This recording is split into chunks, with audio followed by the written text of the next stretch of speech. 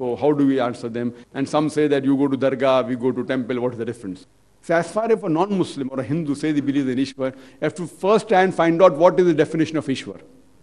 If his definition of Almighty God, Ishwar, fits in the definition of Surah Ikhlas, chapter number 112, verse number 1 to 4, which says, Qul huwallahu ahad. Say He's Allah one and only. Allahu samad. Allah the absolute eternal. Lam yalid walam yulad. He begets not nor is begotten. Walam yakul lahu kufuwan ahad. There's nothing like Him. If that definition of Ishwar which he believes in falls in this four-line definition of Surah Ikhlas, we have no objection in accepting that person as true Almighty God, Allah subhanahu wa ta'ala. If it doesn't fall, then it's a false Almighty God. As far as those people going to Dargah, see anyone, whether he calls himself by any name, whether he calls himself by Abdullah, Zakir, Muhammad, Sultan, just by giving a Muslim name, a person does not become Muslim. So a person goes and worships anything besides Allah subhanahu wa ta'ala, it is shirk. So if someone bows down to an idol, it is haram. If he bows down to a dead man, also it's haram. To a living man or to a grave is haram. So if someone does shirk, means worships. So if someone goes to Dargah and worships the grave, it is haram. Or asks from the grave, it's haram. But someone goes to the grave and does dua for the person, asks for forgiveness for the person who has died from Allah subhanahu wa ta'ala, it is fine. So if you go to a grave and ask for maghfirat of the person who has died, maybe your father, your grandfather, great-grandfather, or a person you think is very holy, you can ask for forgiveness for that person to Allah subhanahu wa ta'ala. You can pray for him, but you can't pray to him. So if you pray to anyone besides Allah subhanahu wa ta'ala, that becomes shirk, irrespective of the person doing has a Muslim name or not. The person goes to Dargah and prays to anyone besides Allah, it is shirk. Hope that answers the question. Any sisters have any questions? Assalamu alaikum. Wa alaikum assalam wa barakatuh. Writing a script for a play or a skit having more of entertainment and less of message, will that be encouraged in Islam? The sister has a question that if you write a script or a play which has more of entertainment value, less of Islam, is it allowed? See, best is to write a script in which a person comes closer to Allah subhanahu wa ta'ala. That's the best. But if you write a script which has entertainment value, which is not forbidden in Islam, or has entertainment value which is not haram in Islam, it is mubah. Writing that script is also mubah. If all the activities of the play, the script, the actors, the message, if not a single portion, not 0.01 portion of that play comes under haram activity, then that play per se becomes mubah. Mubah means optional. But if you write a script which has an Islamic message, part Islamic, part entertainment, or two in one, that is the best. But even if you write a script which doesn't have any haram element in it, and if you write a script only for entertainment value, that comes under the category of halal entertainment. So if it is a halal entertainment without Islamic message, but not having even 0.001% of haram portion in it, writing such a script becomes mubah, allowed in Islam. But preferable is give an Islamic message. Hope that answers the question, sister. Any brothers have any questions? Yes, brother. Assalamu alaikum. How do we dawah to the deviant sects in Islam? How do we dawah to them? Brother has a question that how do you do dawah to the various sects in Islam? Whichever sect is there in Islam is clearly mentioned in the Quran in Surah Al-Imran, chapter number 3, verse number 103. وَاتَصِمُوا بِحَبْلِ اللَّهِ جَمِيعًا وَلَا تَفَرَّقُوا. Hold to the rope of Allah strongly and be not divided. So Allah says, hold to the rope of Allah. The rope of Allah is the glorious Quran. The glorious Quran and the Sahih Hadith. So every Muslim should hold together to the glorious Quran and Sahih Hadith and be not divided. Quran clearly mentions in Surah Anam chapter number 6, verse number 159, that anyone who makes sects in the religion of Islam, O Prophet, you have nothing to do with him. So making sects in Islam is haram. But unfortunately, we have various sects among the Muslim community, various sects. It's clearly mentioned in the Quran several places, making sects is haram. If you analyze what was the beloved Prophet Muhammad, what was he? He was a Muslim. So all the Muslims should go back to Quran and Sunnah. That's the reason the best way to do Islah to a Muslim is whenever you give a reply, quote the Quran and the Sahih Hadith. So once you start giving references, the people will come to know the truth from falsehood. So whenever you give a reply, always follow up with proof along with references.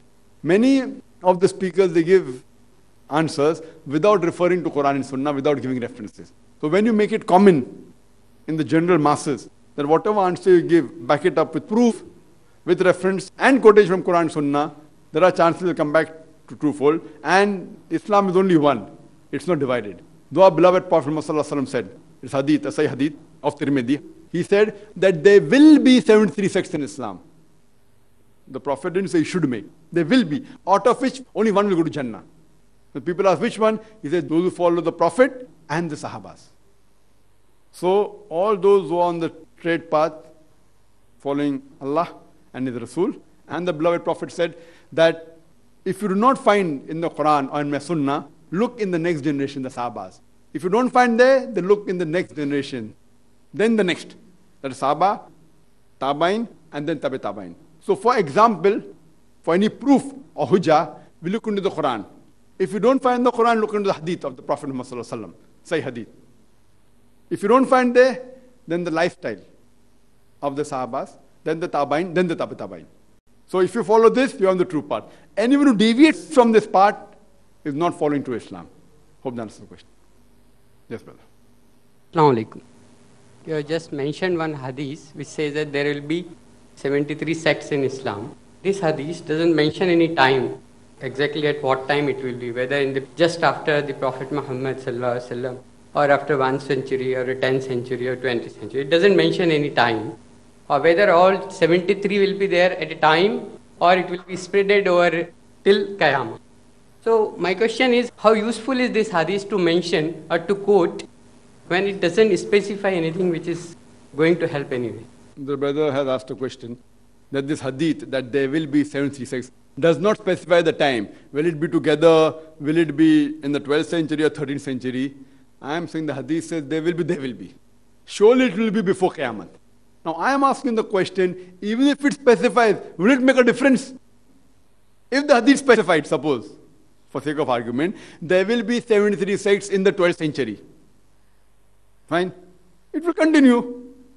So for today, irrespective whether there are 72 sects, or 50 sects, or 30 sects, the Quran says don't make sects. So you should be more interested in following one which is on the straight path, that is Quran and Sunnah. I am not bothered whether there are 72 or 150.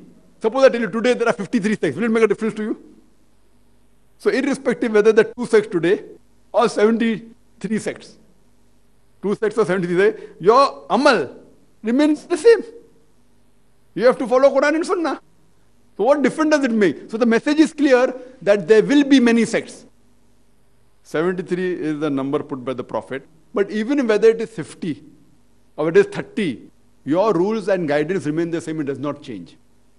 So for us the message is clear that there will be many sects. You don't have to get involved in the sects.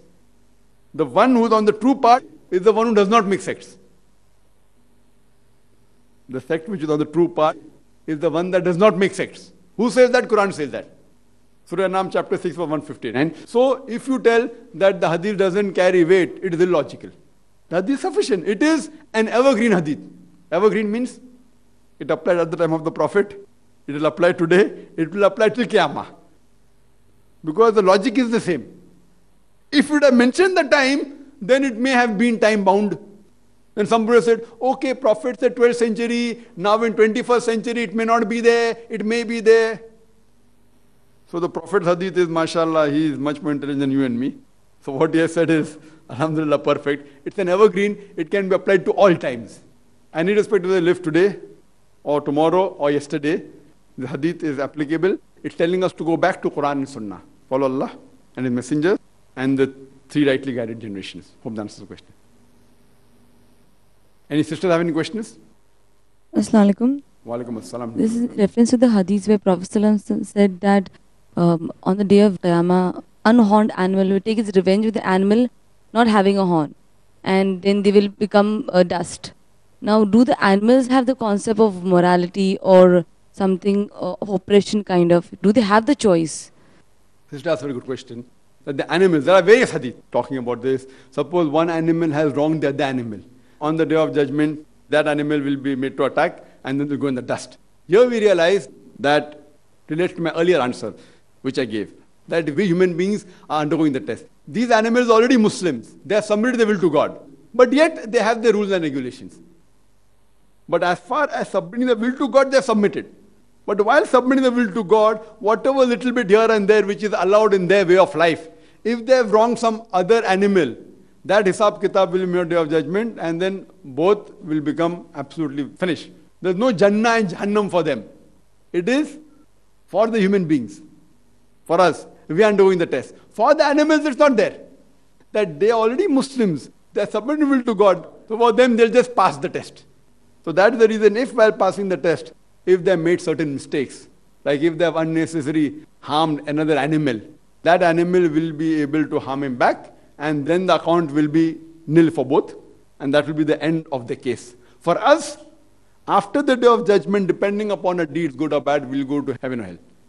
Hope that answers the question, sister. وآخر دعوانا الحمد لله رب العالمين. فيا رب إنك أنت السلام منك السلام إليك السلام. فيا رب إنك أنت السلام منك السلام إليك السلام. لأمرك يرجع أمر الأنام بين يديك قلوب الأنام. لأمرك يرجع أمر الأنام بين يديك قلوب الأنام.